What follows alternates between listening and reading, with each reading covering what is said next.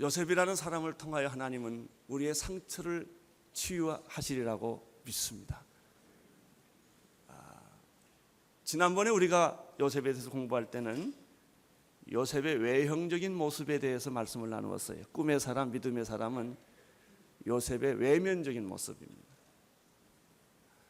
그가 그 어려운 고난과 역경과 고통 속에서도 하나님이 주신 꿈이 있었기 때문에 좌절하지 않았고, 그 꿈을 이룰 수 있었던 것은 하나님을 끝까지 신뢰했기 때문에, 의심하거나 불신앙에 빠지거나 하나님에다 시험을 들거나 하나님이 나를 왜 이렇게 취급하시는가, 하나님이 왜 나를 이렇게 버리시는가, 이런 말 하지 아니하고 원망하지 아니하고 감옥에 들어가도 그의 마음은 요동치 않았습니다. 끝까지 하나님을 신뢰함으로 말미암아 30세에 그 애굽의 총리 대신이 될 수 있을 때까지 하나님은 그를 키워주셨고, 이 요셉은 그 믿음을 가지고 있었다는 거죠. 꿈의 사람, 믿음의 사람. 그것은 절망하고 좌절하고, 그리고 정말 이 삶의 현실에서 찌들리고 고통하는 우리들에게 희망과 용기를 주었습니다. 그 요셉의 모습.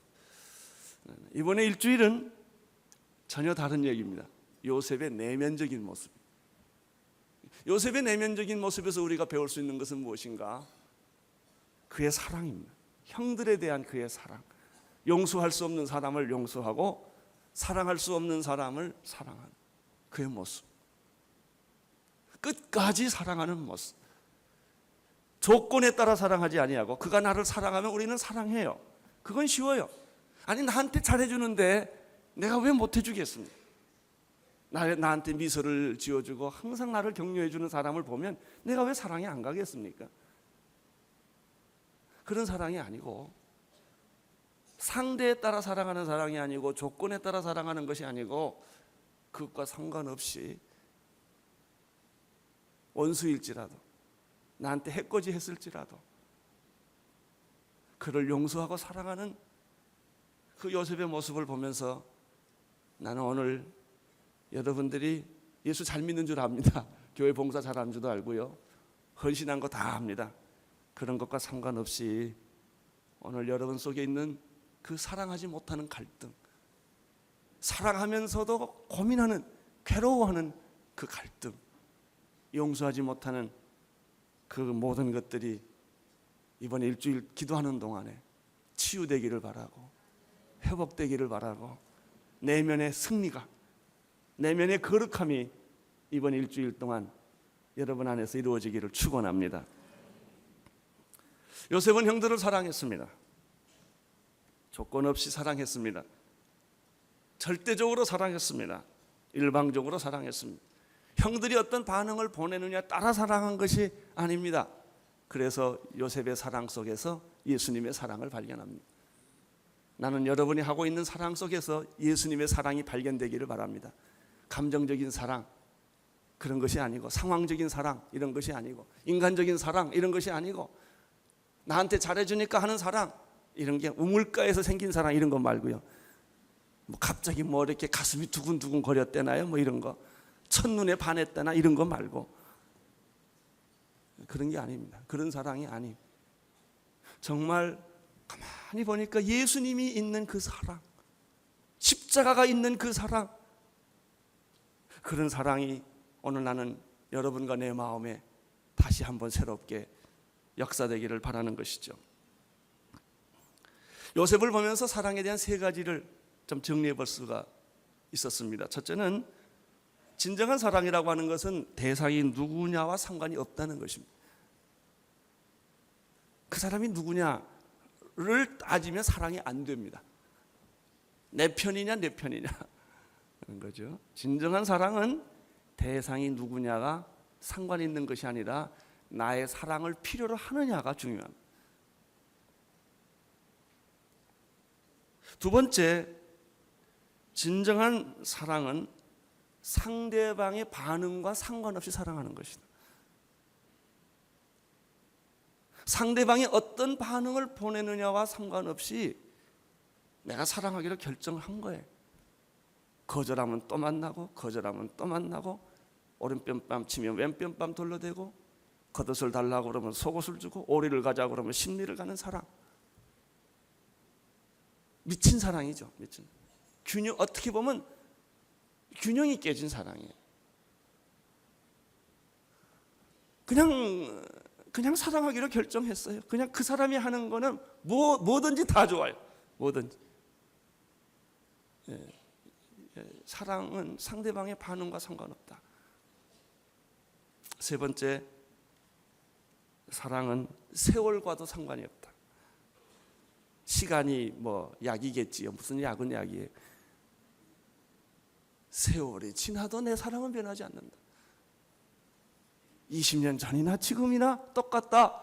결혼 전이나 지금이나 내 사랑은 변함이 없다.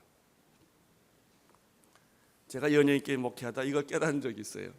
연예인교회 처음 시작할 때 곽규석 씨 만나고 구봉서 씨 만나고, 저는 연예계 아는 사람은 한 사람도 없는 사람이에요. 근데 그분들이 성령 받고 예수 믿고 귀신 나가고 이런 일이 막 벌어지니까 내가 놀랬지요. 그리고 그냥 낙엽이 떨어지듯이 우수수 연예인들이 몰려와서 눈물 흘리고 회개하는 걸 보고 이게 얼마나 충격을 받았는지 몰라요.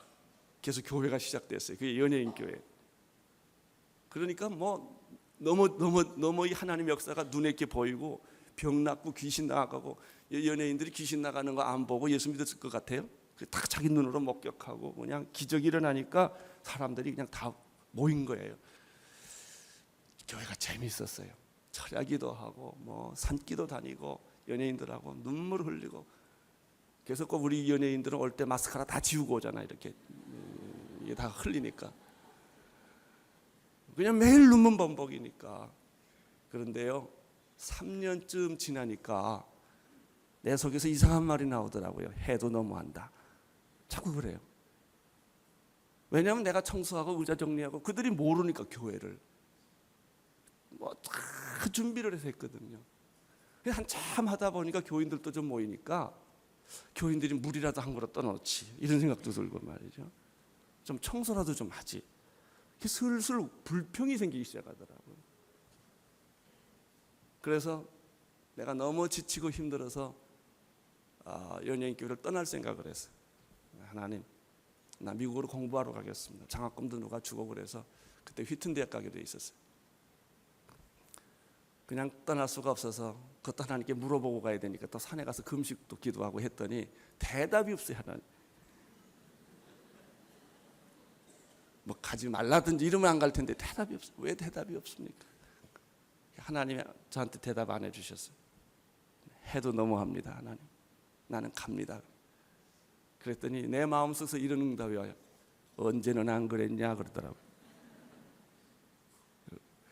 또 그 사람은 변한 거 하나도 없어요. 내가 변한 거지.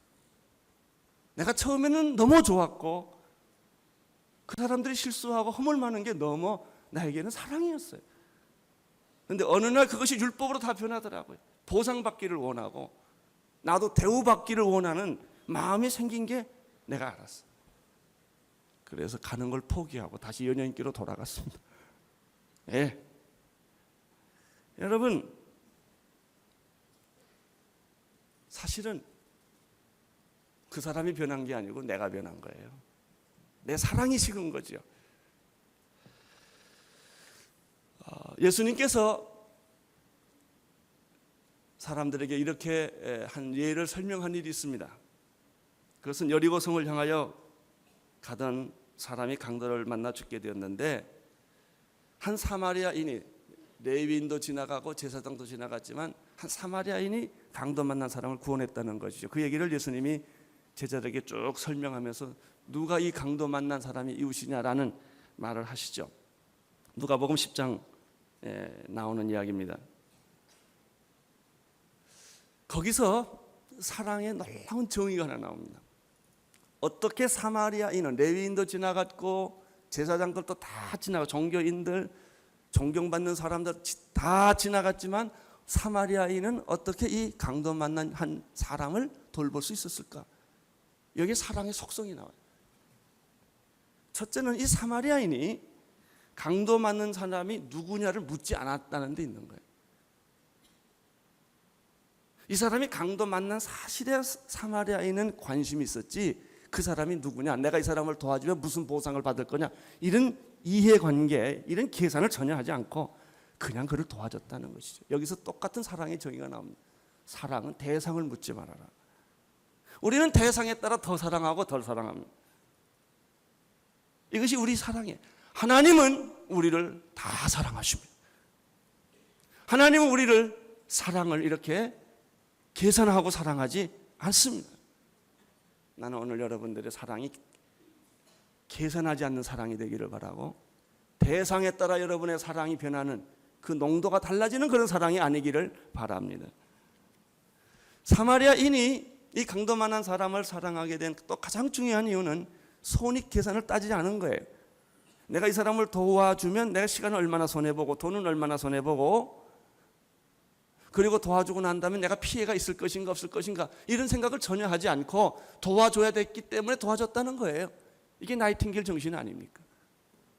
적이라도 필요하면 내가 간호해 주는 거예요. 원수라도. 그리고 이 사마리아인에게서 또 하나 발견한 거 있어요. 끝까지 했다는 거예요. 그 현장만 한 게 아니고 그를 나귀에 실어서 주막에 데려가서 돈 2대리안을 주고, 그리고 말합니다. 돈이 더 필요하면 내가 돌아와서 돈을 다 갚겠습니다. 제발 이 사람을 몰아내치지 마십시오 라고 도와줬다는 것이죠. 선한 사마리아의 사람이 했던 사랑의 질, 그것이 요셉이 했던 사랑의 질과 동일합니다. 그리고 그것이 예수님이 하셨던 사랑의 질과 동일합니다. 그리고 우리의 사랑과는 다르다고 하는 것입니다. 우리가 했던 사랑이 왜 목마른가, 왜 갈등이 있는가, 내가 좋아하는 사람만 좋아하고 내 감정이 닿으면 좋아하고, 그리고 나한테 잘해주니까 나도 잘해주고, 그런데 그 사람이 나한테 배신을 한 거예요. 그러니까 화가 난 거예요. 그것뿐이에요. 별거 없어요. 그러니까 이혼한 거예요. 그러니까 포기한 거예요. 그러니까 혈기 부린 거예요. 다른 거 아무것도 없다.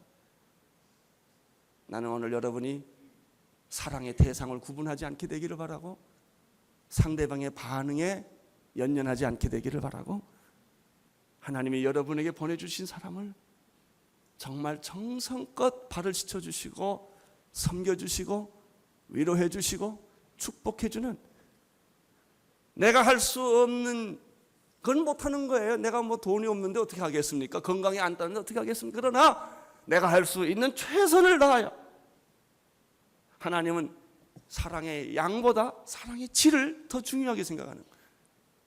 태도, 영적 태도.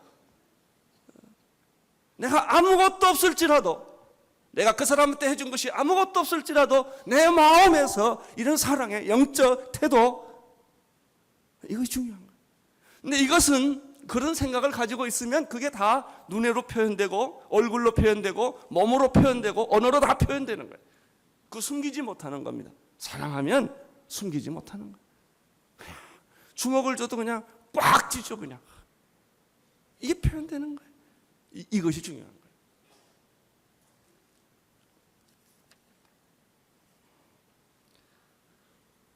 조건적인 사랑에서 무조건적인 사랑으로, 상대를 계산하는 사랑에서 계산하지 않는 사랑, 내 중심의 사랑에서 그리스도의 중심의 사랑으로, 감정적인 사랑에서 의지적인 사랑으로 돌아가게 해 주옵소서. 내 남편에게 계산하지 않게 해 주십시오.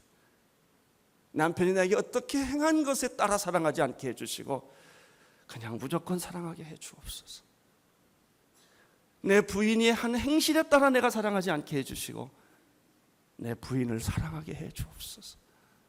그거예요. 실수하면 받아주게 하시고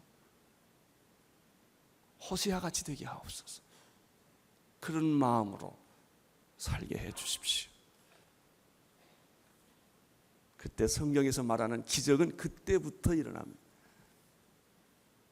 지금까지 우리에게 기적이 안 일어난 것은 그런 종류의 사랑이 아니었기 때문에 그렇습니다. 포기하는 사랑, 다 버리는 사랑이죠. 어떻게 이런 사랑이 우리에게 일어날 수 있을까요? 로마서 5장 5절을 여러분에게 선물로 드립니다. 소망이 부끄럽게 아니하면 우리에게 주신 성령이 우리 마음속에 사랑을 부어주셨다. 내 사랑은 바닥난 사랑입니다. 아무리 해도 없어요. 성령이 그 사랑을 내게 부어주어야 비누리 눈에 떨어져야 됩니다. 그래야 조건 없는 사랑, 이런 사랑이 가능해. 내 힘으로는 안 된다는 거죠. 오늘 좀 기도하십시오. 주여, 내 사랑에 성령의 기름이 부어주셔서 이런 사랑을 하도록 성령이여 부어 주옵소서. 성령의 열매는 제일 먼저 사랑이에요. 사랑은 율법의 완성이다. 성경 말씀 우리는 다 알죠. 예수님의 최대의 메시지는 내 이웃을 내 마음처럼 사랑하라 하는 것인데 왜 그것이 안 될까요? 내 사랑이니까 안 돼요. 내 기준이니까. 하나님의 사랑으로, 성령의 사랑으로, 주여, 이 아침에 내게 이 사랑이 부어지게 하여 주옵소서. 사랑의 세례를 받게 하여 주시옵소서. 내 사랑의 질이 바뀌어지게 하여 주시옵시고 사랑의 생각과 가치가 달라지게 하여 주시옵소서. 어차피 나는 못하는 거예요. 이래도 못하고 저래도 못합니다. 하나님이 사랑을 부어주셔야 나도 그런 감정이 없는 사랑, 계산하지 않는 사랑, 배신해도 섭섭하지 않는 사랑, 이게 가능합니다.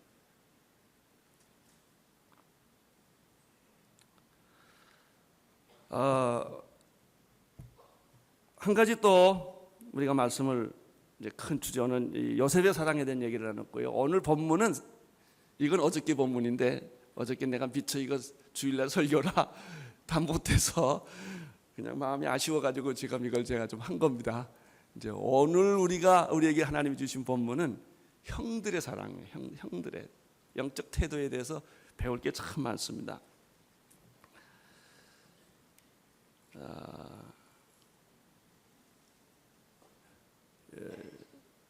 요셉의 치밀한 계획에 의해서 형들은 자신도 모르는 낭패에 빠지게 됩니다. 형들이 잘못해서 빠진 게 아닙니다. 부정직하고 거짓말해서 그런 게 아니라 요셉이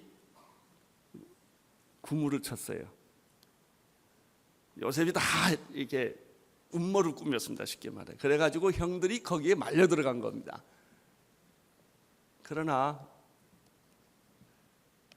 거기에 놀라운 비밀이 있더라고요. 형들은 어떻게 변했냐 하는 거예요.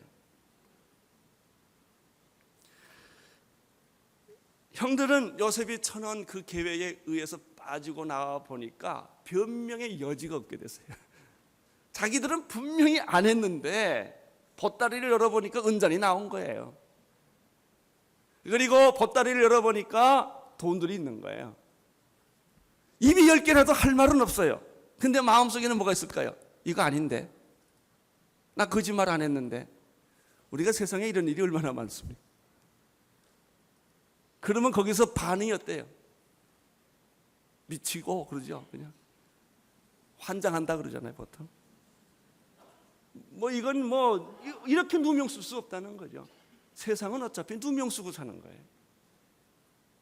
정직이 어떻게 통합니까? 다 그냥 음모로 가득 찬 세상 아닙니까? 나중에 보면 다 누군가 뒤에서 장난을 했더라고요. 그래요. 이 요셉의 형들이 이런 그물에 걸린 거예요. 그러나 현실적으로 자기 쌀자루 속에 돈이 있고 그리고 그렇게 보호하고 싶었던, 하필이면 베냐민이야 이거예요. 베냐민 속에는 요셉이 그렇게 아끼던 은그릇이 딱 나왔는데 할 말이 있습니까? 자, 여기서 느끼는 게 뭔지 아세요? 가난한 마음이에요. 할 말이 있으면 가난한 마음이 안 됩니다. 내가 그 상황을 빠져나갈 능력이 있어도 가난한 마음이 안 돼요. 억울한데 당한 거예요. 근데 나는 힘이 없는 거예요. 벗어날 힘도 없고 변명할 방법도 없을 때, 이게 뭐 이건 어떻게 꼼짝없이 잡힌 거예요. 그때 이 사람이 누구를 바라볼까요? 하나님 바라보죠. 이 억울해요. 이 가난하다는 것이 그냥 뭐 겸손하고 뭐 마음을 탁 비우고 이런 게 아닙니다. 그건 낭만적이에요. 할렐루야 그때 샹 그러잖아요 우리는. 그게 안 돼.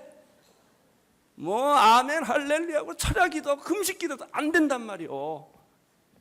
내 속에 아직도 내 분노가 있고 내 의의가 있고 내 생각이 잠깐 잠재워 놓은 것뿐이지 근본적으로 이게 없어진 게 아니라고요. 모세가 광야 40년을 지내고 땅에서 40년 지나고 나서야 그는 속에서 이게 다 없어진 거예요. 이게 가난한 마음이에요. 가난한 마음. 형들의 마음속에는 이제는 어쩔 수 없어. 변명할 방법도 없어. 우리는 당신의 종이 될 수밖에 없습니다. 딱 포기를 합니다.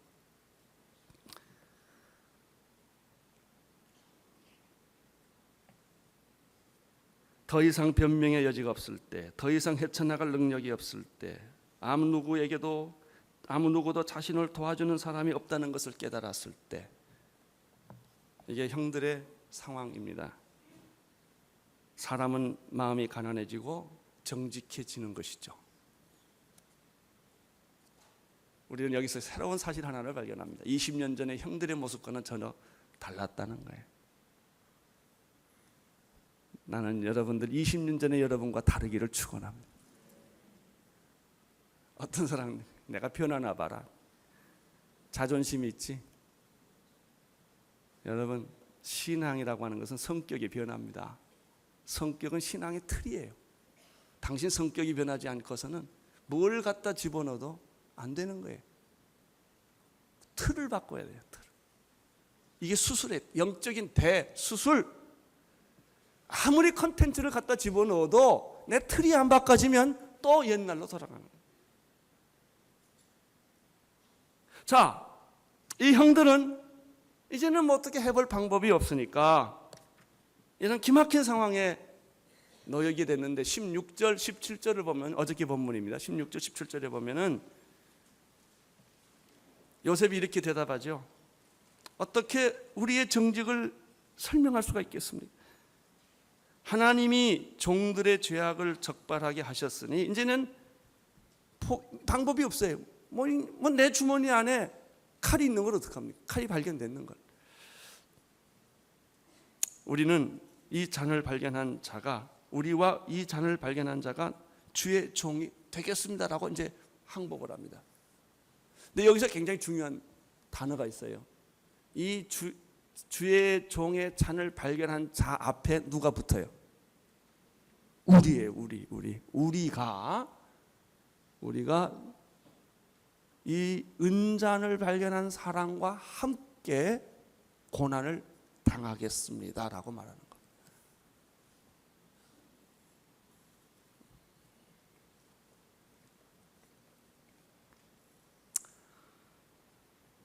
여기서 우리가 가족의 변화를 봅니다. 가족 구성의 그 변화를 봅니다. 옛날에는 우리가 보통 그래요. 같은 형제끼리라도 형제가 당하면요 슬슬 다 피합니다. 형제가 어려움을 겪으면 자기 걸 다 팽개치고 가서 구해오는 그런 사람 별로 없어요. 다 이것저것 따지고 굉장히 나이스하게 웃으면서 싹 피하지 않습니까? 대부분 다 그래요. 근데 여기는 우리가 이 사람과 함께 주의 종이 되겠습니다. 공동 책임지고 지겠다. 이것이 요셉의 형들에게서 발견하는 변화입니다. 17절을 보십시오. 17절 한번 읽어주세요. 요셉이 뭐라고 말합니까? 잔이 그 손에서 발견된 자만이 나의 종이 되고 너희는 평안히 아버지 집으로 돌아가라 라고 요셉이 유다의 청을 거절하라. 이때 유다가 얼마나 그 말이 좋아요. 변명할 기회가 되지 않아요? 난 다 최선을 다했는데 그 사람이 하지 말라니까 못했다라고 도망가 버리면 되는 거예요. 근데 요셉은 안 그래요. 끝까지 요셉에게 물고 늘어져요. 18절 보세요. 유다가 그에게 가까이 가서 가로되 내 주여 청컨대 종으로 내 주의 귀에 한 말씀을 고하게 하소서. 주의 종에게 노하지 마소서. 주는 바로와 같았습니다. 그러면서 막 달라붙습니다. 그것이 19절에서부터 29절까지 내용인데 그 내용을 요약을 하면 이런 거예요. 당신이 아버지가 가장 사랑하는 아들을 베냐민을 데려오라고 하는 것은 요셉 당신이 아닙니까? 그래서 우리는 아버지가 이 아들만은 절대로 주지 못한다는 것을 아버지하고 싸워서 아버지를 설득시켜서 베냐민을 데려왔는데 베냐민에게 이런 문제가 생겼는데 우리가 어떻게 그냥 돌아갑니까?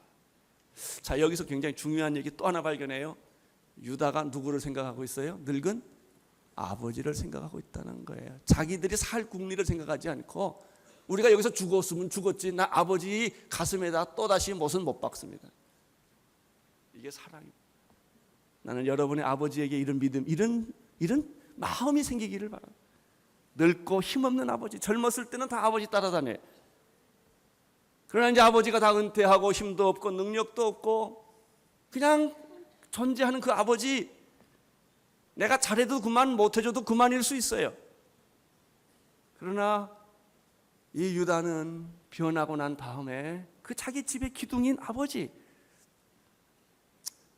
약속의 근거인 그 아버지, 그 아버지의 마음에 또다시 내가 상처를 줄 수는 없다는 거예요. 내가 죽으면 죽었었지. 이런 마음을 유다가 갖습니다.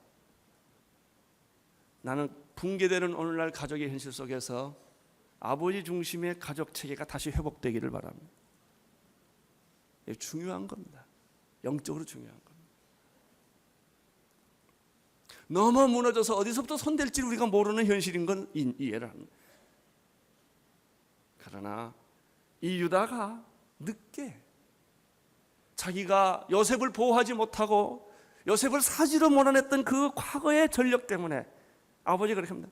나는 두 번 다시 베냐민은 그렇게 못하겠다. 날 죽이고 와라. 날 죽이고. 그걸 설득해서 데려갔거든요. 유다가 내가 죽겠습니다. 이러고 나옵니다. 내가 죽겠습니다. 베냐민은 안 됩니다.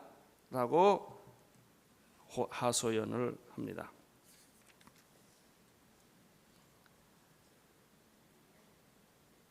우리가 여기서 발견하는 것이 하나 있어요.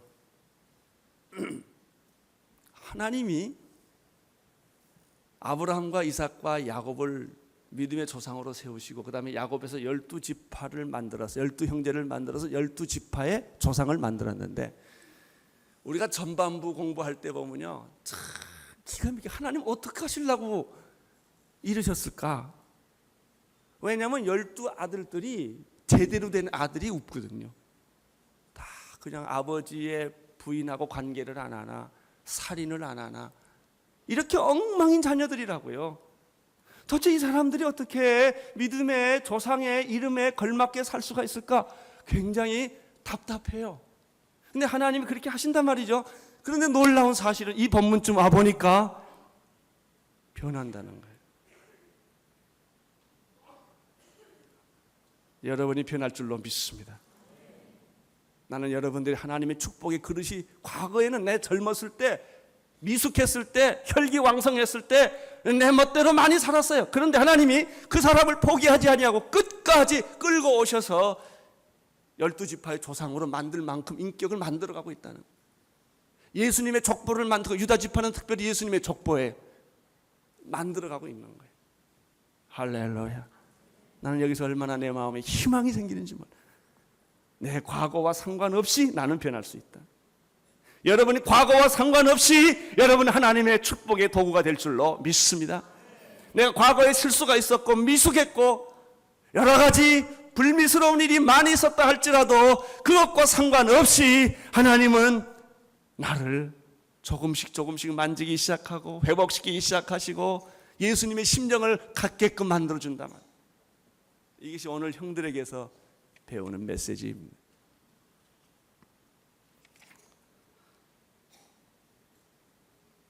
유다가 계속해서 이렇게 요청합니다. 32절 33절을 같이 보십시오. 시작. 주의 종이 내 아버지께 아이를 담보하기를 내가 이를 아버지께 데리고 돌아오지 아니하면 영원히 아버지께 죄를 지리다. 자 보세요. 이제 유다는 이판사판이에요. 뭐 내가 죽더라도 이것만은 안 됩니다. 이것만은 난 아버지에게 두 번 다시 상처를 줄 수가 없습니다. 33절 보세요. 시작. 청컨대 주의 종으로 아이를 대신하여 주의 종이 되게 하시고 아이는 형제와 함께 보내서. 여기에서 자기 생명과 바꾸는 유명한 청원, 아마 성경에 나오는 가장 아름다운 청원일 거예요. 청원을 합니다. 중보기도. 이것이 이제 중보기도의 비밀이 여기에 있습니다. 여러분, 우리의 중보기도가 또 목마른 까닭이 뭔지 아세요? 우리의 사랑이 목마른 까닭은 인간적인 사랑이었기 때문에 그래요. 우리 중보기도 많이 하는데도 안 돼요. 왜 그런지 아세요? 생명을 바꾸는 중보기도가 아니기 때문에. 그냥 기도해 주니까. 진짜 중보기도는 하나님 내 생명 걷어가서 이렇게 해야 돼요. 우리 중보기도에는요, 대가가 안 치르고요, 손해보는 거 안 하려고 그러거든. 기꺼이 해주는 거, 중보기도 해주는 거. 좀 시간 나서 만나면 그냥 기도 한마디 해주는 걸로 굉장히 우리는 자부심을 가지고 뭐 많이 했다 이거예요. 아니에요. 거기는 아무 능력이 안 나타나요. 진짜 중보기도는요, 내 생명 걷어가 주세요. 저 사람 살려주시고 나 죽여주세요. 이 마음. 저 사람 부자 만들어주시고 나 망하게도 좋습니다. 이 마음. 이것이 중보기도예요. 이것이 예수님의 기도예요. 근데 우리가 사실 그렇게 못하거든요. 여러분, 유다의 이런 마음, 이렇게까지 된 마음, 그 과정이 얼마나 많은 과정이 있었지만은, 그러나 유다가 여기까지 온 거예요. 날 죽이십시오. 그리고 베냐민은 아버지한테로 보내야 합니다. 우리는 여기서 예수님의 중보기도를 부딪히기 시작합니다. 아버지여, 저들의 죄를 용서하여 주옵소서. 저들은 저들이 하는 일이 무엇인지 모릅니다. 그게 스데반의 중보기도에 나타납니다. 자기를 돌로 쳐 죽이려는 사람들. 아버지여, 저들의 죄를 용서해 주십시오. 이런 중보기도가 아브라함에게도 있었습니다. 소돔과 고모라를 멸하려고 하는 하나님의 심판 앞에서 하나님 의인 50명만 있어도 멸하시겠습니다. 45명, 40명, 30명, 20명, 10명이라도 있으면 하나님 그렇게 하시겠습니까? 라고 했던 아브라함의 기도. 그리고 우리는 모세의 기도를 합니다. 모세, 이스라엘 백성들이 광야에서 금송아지를 하나님 대신 만들어가지고 우상숭배했을 때 하나님이 그를 다 죽이려고 했습니다. 그때 모세가 하나님의 옷자락을 붙들고 말합니다. 내 생명을 걷어가십시오. 그리고 이 사람들 용서해 주십시오. 그게 사도 바울의 기도예요. 내가 죽을지라도 내 민족이 구원받게 되기를 원합니다 라고 기도를 합니다. 그래요. 우리의 기도에는 이런 절규가 없다는 거예요. 그것은 하나의 명상이 아니라는 것이죠. 그것은 자기 정화가 아니라는 것이죠. 진짜 기도는 십자가를 붙들고 순교하는, 이런 기도가 민족을 살리고 교회를 살리고 내 가정을 살릴 수 있다는 거예요. 대가를 치러야 돼요.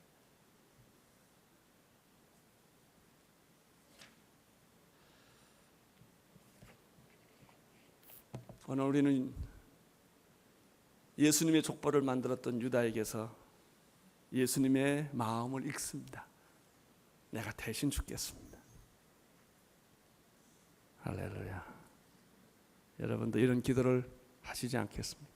그렇게까지 안 가도 괜찮아요. 조금만 시작해 보세요. 조금만. 주님, 나는 너무나 희생을 치르지 않는 전쟁을 하려고 했고, 대가를 치르지 않는 사랑을 하려고 했고, 이제 그러니까요, 내 생명 걷어가여 가 주십시오. 그러면 기도가 떨릴까요, 안 떨릴까요? 얼마나 떨리겠어요. 그게 보통 일이 아니거든요. 나 손해봐도 좋습니다. 이게 보통 일이 아니거든요. 우리는 보통 그래. 나 손해보는 거 없이 좀 해달라는 거 아닙니까? 하나님의 축복이 오늘 여러분에게 함께하기를 바랍니다. 여러분의 사랑에 오늘 기적이 일어나기를 바랍니다. 목마른 사랑, 인간적인 사랑에서 정말 예수님과 같은 그런 사랑이 내게 임하게 하여 주옵소서. 내게 내 안의 기도가 나를 포기하는 기도, 그런 기도까지 이르게 해 주십시오. 그리고 하나님 저 사람 용서해 주시고 저 사람 살려 주십시오. 그때 우리 안에는 죽느냐 사느냐는 긴장이 생기기 시작합니다. 신앙은 놀이가 아닙니다. 유희가 아닙니다. 그것은 죽느냐 사느냐 하는 긴장에 목숨을 거는 것입니다. 기도하겠습니다. 조용히 눈을 감으십시오. 왜 사랑하면서 우리 안에 갈등이 있습니까? 내가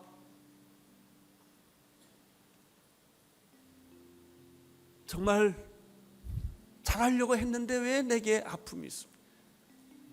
주여, 나의 사랑의 질을 바꾸어 주옵소서. 사랑의 태도를 바꾸어 주옵소서. 대상과 상관없이 사랑하게 해주시고 나의 감정과 상관없이 사랑하게 해주시고 정말 예수님의 사랑이 오늘 내 안에 세례가 이루어지게 하여 주옵소서. 하나님, 나의 기도가 왜 이렇게 무력합니까? 그렇게 많은 세월을 기도하고 새벽에 기도하고 철야 기도하고 금식 기도했지만 내 기도가 왜 이렇게 무력합니까? 대가를 치르지 않으려는 기도, 손해보지 않으려는 기도, 한 번도 내 생명을 걸고 한 기도가 없었기 때문인 줄로 생각이 됩니다. 주여, 오늘 나에게 성령이 임하여 주셔서 내 안에 변화가 일어나게 하여 주옵소서. 예수님 이름으로 기도합니다.